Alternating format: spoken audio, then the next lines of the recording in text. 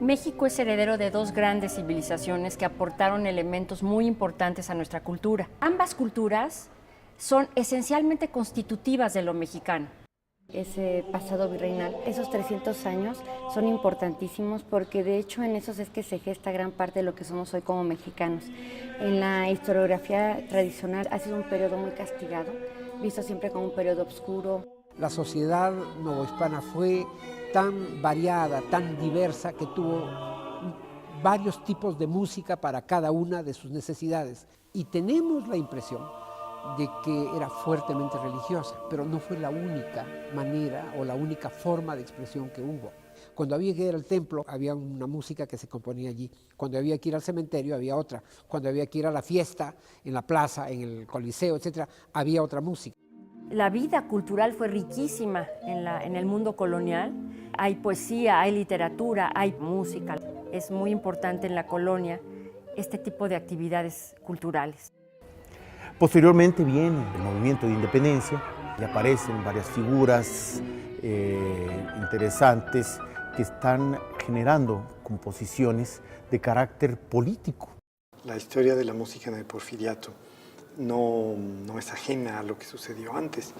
Y en realidad las raíces de lo que fue la vida musical en ese periodo se remontan a la propia colonia. Hay que recordar que era un país que había vivido la independencia, guerras civiles, 2 invasiones y una serie de problemas políticos que habían impedido que pudiera unificarse la nación. No hay que olvidar que el siglo XIX marca la época en que se está recuperando la música local para crear una música nacional. Ricardo Castro es el compositor más relevante del siglo XIX en México. Y esto tiene que ver con el hecho de que es el compositor que abarca todas las formas y todos los géneros de la composición musical. Ricardo Castro se convirtió en el virtuoso del piano más importante, pero Ernesto Elordo, y tanto para Ricardo Castro como para Villanueva, fue como el pilar.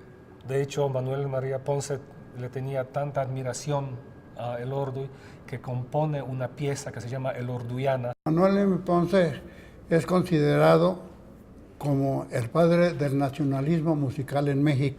Nació en Fresnillo, Zacatecas, el año de 1882. Ya José Antonio Alcaraz había dicho que en este medio musical todos tenemos que ver con todos.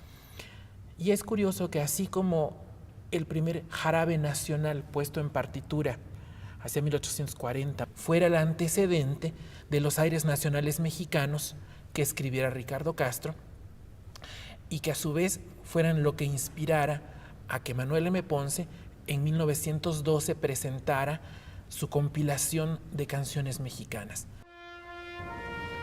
Hay que imaginar el mediodía de la Revolución en 1914.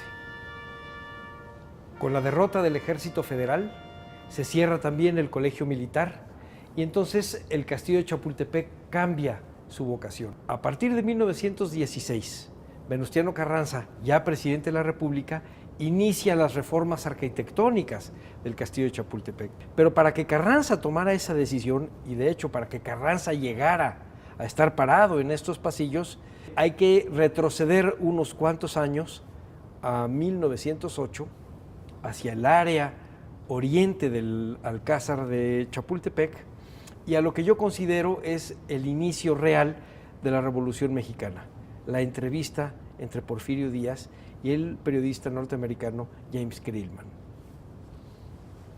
Desde este balcón se atestiguaron 2 momentos importantísimos para la Revolución Mexicana.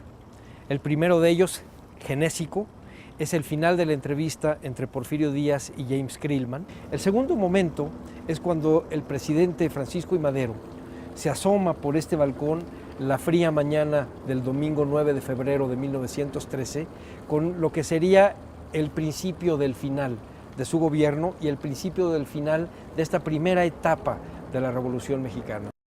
En 1927 se realiza el primer Congreso Nacional de Música Y en este congreso surge la necesidad de que México cuente con un repertorio sinfónico que esté basado en el folclore, que sea una música nacionalista tal y como esta se entendía en ese entonces, pero a la vez se buscaba que esta música fuese moderna, fuese actual. Cuando hablamos de nacionalismo en la música de concierto mexicana, suele haber una imprecisión, porque nacionalismo es realmente un concepto ideológico, implica una actitud ante el fenómeno artístico, ante la posición del artista en la sociedad, la manera como se siente o se relaciona con el mundo al que pertenece, y esos son elementos que no tienen, decimos, categorías estéticas, sino el artista se vale de herramientas estéticas para adoptar esa actitud. Una conducta que muchos compositores del gran periodo de la primera mitad del siglo XX en México tuvieron, pero para la cual cada uno de ellos, como autores, recurrieron a distintos estilos, tendencias, según el lugar del que provenían, las actitudes personales que ya tenían como creadores, las experiencias a las que se vieron sometidas y la manera como cada uno de ellas las asimiló, las hizo suyas a la hora de expresar esa música.